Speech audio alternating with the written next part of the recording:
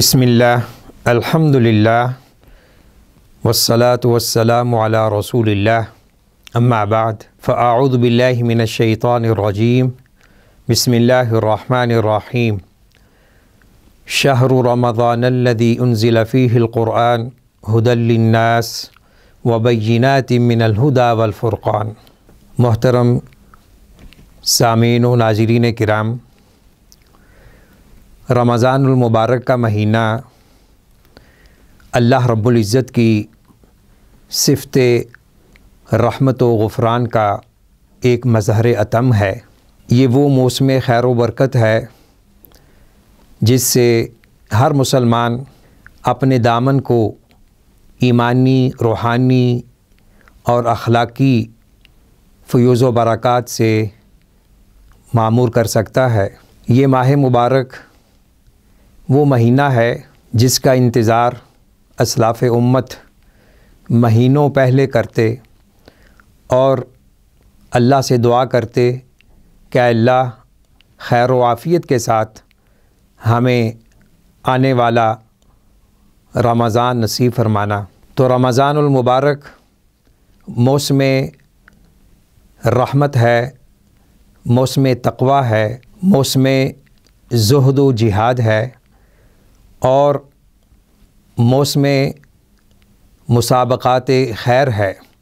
اس مہینے میں اللہ رب العزت نے مختلف خصوصیات اور خصائص کو رکھا ہے، تو آئیے کتاب و سنت کی روشنی میں ہم ان خصوصیات کا تذکرہ کریں اور اس نیت سے ہم اس گفتگو کو سنیں کہ اس رمضان میں ہم نے ان خصوصیات کے پیش نظر اپنے آپ کو اللہ کے قریب کرنا ہے، گناہوں سے چھٹکارا حاصل کرنا ہے اور ہم جس غفلت اور سستی کا شکار ہیں اس سے نکلنا ہے۔ قرآن کریم کی ایک اہم خصوصیت یہ ہے کہ یہ نزول قرآن کریم کا بابرکت موسم ہے۔ ارشاد باری تعالی ہے، شہر رمضان الذی انزل فیہ القرآن ھدی للناس وبینات من الھدی والفرقان، کہ رمضان وہ مہینہ ہے جس میں قرآن کریم کو نازل کیا گیا اور اس میں ہدایت اور حق و باطل کے درمیان فرق کرنے والی نشانیاں ہیں۔ رمضان اور قرآن کا آپس میں بڑا گہرا تعلق ہے۔ ایک حدیث میں قرآن کریم اور رمضان کو شافع قرار دیا گیا ہے، یعنی قرآن کریم اور روزہ بالخصوص اپنے عامل کی اللہ کے دربار میں سفارش کریں گے اور ان دونوں کی سفارش قبول ہوگی۔ اور اسی طرح اس کی خصوصیات میں سے ایک اہم خصوصیت یہ ہے، یہ جہنم سے آزادی کا مہینہ ہے اور اس میں اللہ رب العزت جہنم کے دروازوں کو بند کر دیتے ہیں، جنت کے دروازوں کو کھول دیا جاتا ہے، ہر طرف نیکی کی فضائیں نظر آتی ہیں اور لوگوں کے دلوں میں برائی، شرارت اور شر سے کراہت اور نفرت کے جذبات پیدا ہوتے ہیں۔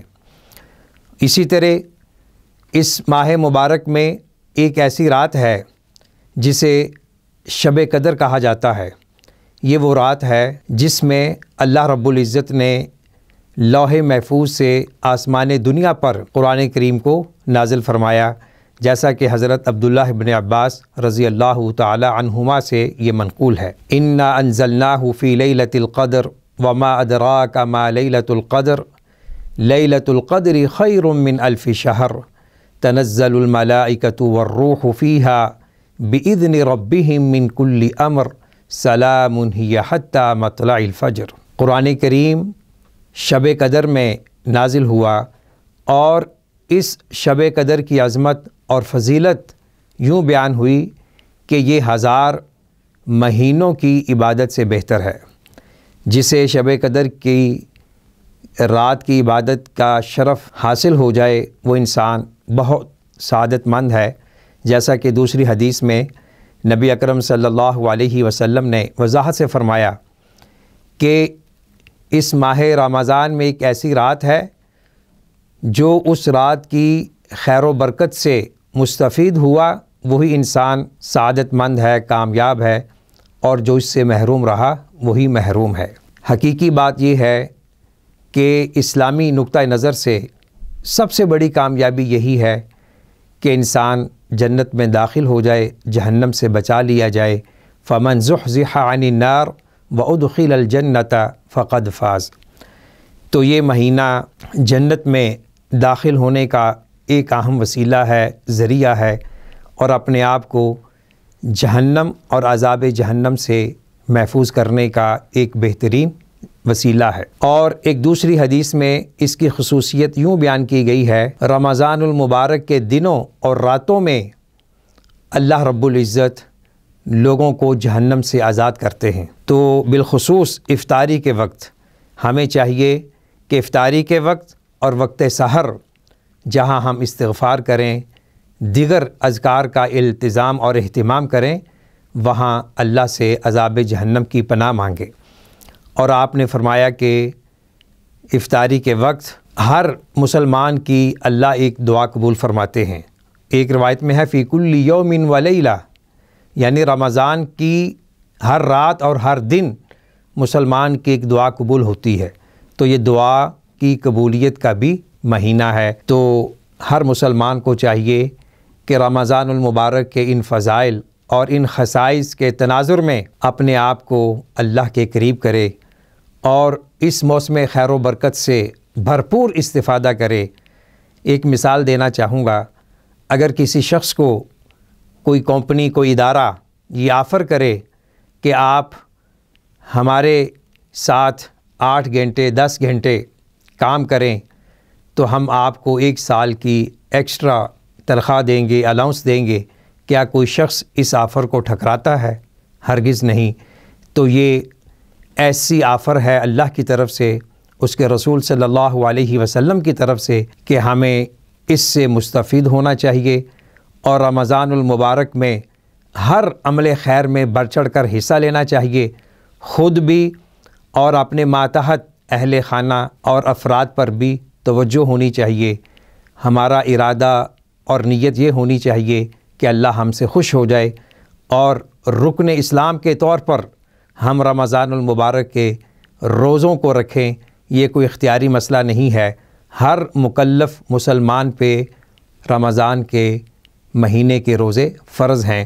اور اس کے ساتھ ساتھ ہمیں اس طرف بھی توجہ دینی چاہیے کہ ہم اپنے اوس پڑوس ارد گرد جو مساکین ہیں، غرباء ہیں، فقراء ہیں، ان کے لیے اپنے مال کی تجوریوں کو کھولیں، مال زکوٰۃ کی صورت میں، عطیات کی صورت میں، صدقات خیرات کی صورت میں، اور صلہ رحمی کرتے ہوئے ہمارے جو غریب رشتہ دار ہیں ہم ان کے گھروں کو راشن مہیا کریں، سحری اور افطاری کا اہتمام کریں۔ اور کیا ہی اچھا ہو کہ ہر مسلمان کم از کم ایک فرد کی سحری اور افطاری کی ذمہ داری لے۔ اس سے انشاءاللہ رمضان گزارنے میں ایک لذت اور حلاوت نصیب ہوگی۔ اللہ رب العزت سے دعا ہے اللہ تعالی رمضان المبارک میں ہم پر اپنا خصوصی فضل و کرم فرمائیں، اور اللہ تعالی ہم سے خوش ہو جائیں۔ جب رمضان ہم سے رخصت ہو تو ہمیں جہنم سے آزادی کا پروانہ مل چکا ہو۔ وآخر دعوانا ان الحمد للہ رب العالمین۔